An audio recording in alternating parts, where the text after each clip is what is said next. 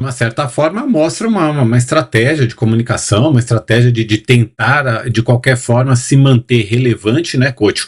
A gente lembra, inclusive, que no primeiro dia de internação do ex-presidente, o filho dele, Flávio Bolsonaro, leu aquela carta em frente ao hospital, uma carta em que o pai o indicava como pré-candidato à presidência da República, né? A gente teve esse ato político também. Agora, por outro lado, a gente também não pode deixar de lembrar que o ex-presidente Jair Bolsonaro sofreu uma facada, passou por meia dúzia de cirurgias aí de grande porte. Isso de fato complica muito a condição de saúde da pessoa, e eu acho que o que o Paulo falou faz muito sentido.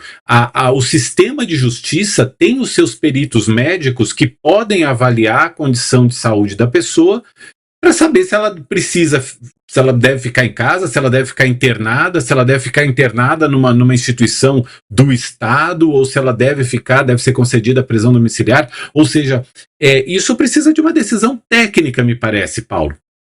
Mas só uma coisa, isso já foi feito, Mauro. Para ele ser internado no hospital, o Alexandre de Moraes chamou os médicos. Foi feita a perícia e autorizaram a internação dele. Isso já aconteceu, né? É isso. E essa perícia ela pode ocorrer. Também. Eu quero comentar que essa perícia ela pode ser feita quantas vezes forem necessárias a pedido da defesa. Né? É uma questão de direitos humanos, não tem limite para esse tipo de pedido, e a justiça brasileira tem especialistas, peritos, que são capazes de dar esse veredito e observar se o sistema prisional brasileiro tem condições de comportar o próprio Bolsonaro na situação que se encontra.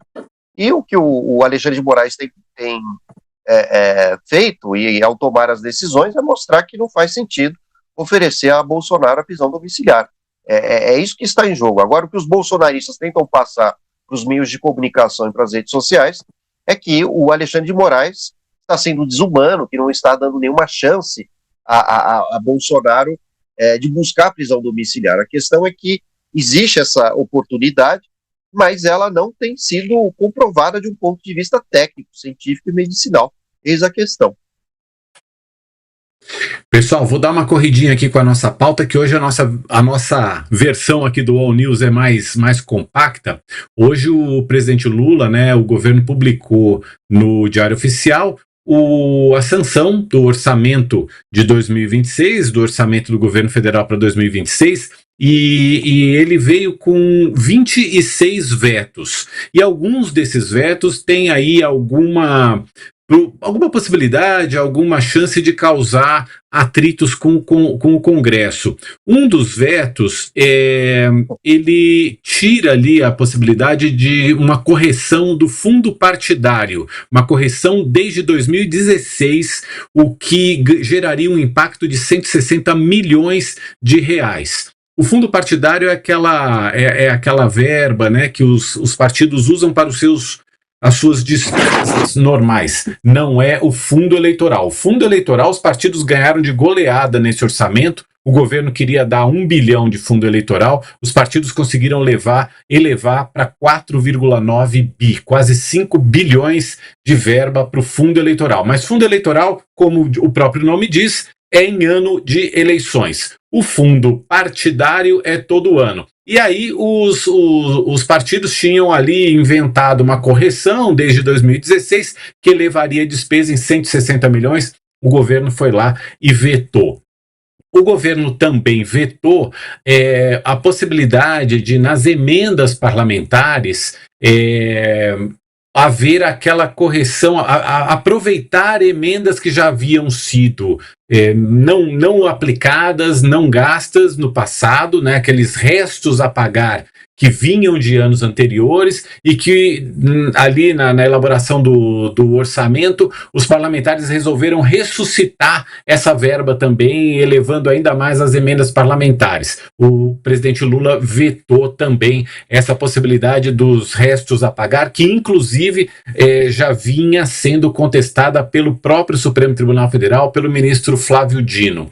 Couto, você vê possibilidade aí de algum desgaste com o Congresso por conta desses vetos? Olha, desgaste é inevitável, mas os vetos são necessários. Aliás, esse negócio do fundo partidário, fundo eleitoral que você falou, tudo isso aí é um poço sem fundo, né? Eles querem cada vez mais. Esse ano aumentaram, como você acabou de falar, o fundo partidário, e as emendas parlamentares passaram de 60 bilhões de reais. É praticamente metade de todo o dinheiro que o governo tem para investir em despesas não obrigatórias, né? Tem que ter um limite isso, Mauro. Não dá para o Congresso. O Congresso quer mandar no país, mandar no orçamento. E não dá. Fica todo mundo falando que tem que fazer o ajuste fiscal, tem que cortar despesas do governo e tal, e o Congresso que fica cobrando isso só aumenta a despesa. Sabe? É isso que não dá. Vai ter